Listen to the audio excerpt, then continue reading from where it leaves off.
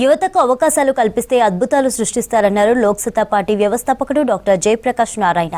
యువ శక్తిని వినియోగించుకోవడంలో పాలకులు విఫలమవుతున్నారని చెప్పారు. నేషనల్ మెడికోస్ ఆర్గనైజేషన్ ఆధ్వర్యంలో కోటి మెడికల్ కాలేజీలో నిర్వహించిన నేషనల్ యూత్ డే కార్యక్రమానికి ఆయన చీఫ్ గెస్ట్ గా హాజరయ్యారు. స్వామి వివేకానంద స్ఫూర్తితో యువత దేశ భవిష్యత్తులో భాగస్వామ్యం కావాలని పిలుపునిచ్చారు. బోధామయానంద మహారాజ్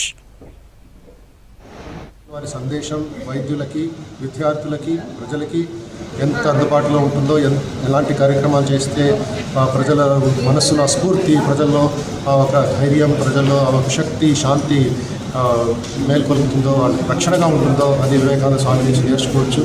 రాజకీయాలుగా కాదు, లేక జాతి గురించి కాదు, లేక ఏదో వేరే సమస్యల గురించి కాకుండా తల్లి భారతి కోసం, మన ఆరోగ్యం కోసం, మన శాంతి కోసం, మన ఉన్నతి స్థానం పొందే తెలంగాణ ప్రజలు లేక మన భారత ప్రజలు మంచి స్థానంలో ఉండాలి. ఆరోగ్యం అవసరం ఉండి, ఆరోగ్య సేవలు అవసరం ఉండి మరో పక్కన వైద్యులు ఉపయోగించుకోలేకపోతున్నామంటే వ్యవస్థ నిర్మాణం చాలా దారుణంగా ఉంది. కాబట్టి ప్రభుత్వం పాత్ర తీసుకోవాలి.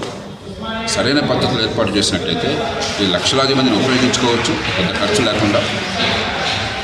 ఈ దేశంలో 145 కోట్ల జనాభాకి మంచి ఆరోగ్యాన్ని తక్కువ ఖరీదుతో వారి జేబుల మీద భారం పడకుండా అందించవచ్చు. కాబట్టి యువ వైద్యులు నేను కోరేది ఏమిటంటే, మీరంతా ఈ ప్రజల కోసం ఛాంపియన్ల కండి.